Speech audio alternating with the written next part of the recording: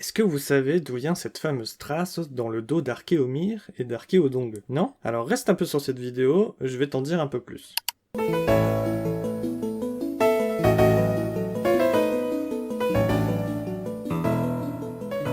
Archéomir est un vieux machin tout plat qui fut retrouvé dans les sépultures aux côtés d'objets lui ressemblant. Donc on peut en déduire qu'il fut très important à une époque pour que les gens le prennent avec eux dans l'au-delà. Quand on lit le Pokédex, on apprend que s'il est bien poli et brillant, il reflète la vérité, comme un miroir. Et ça c'est cool parce que cette particularité se reflète dans son étymologie. Archéomir est la contraction entre archéo, qui en grec veut dire ancien, plus le verbe mirer.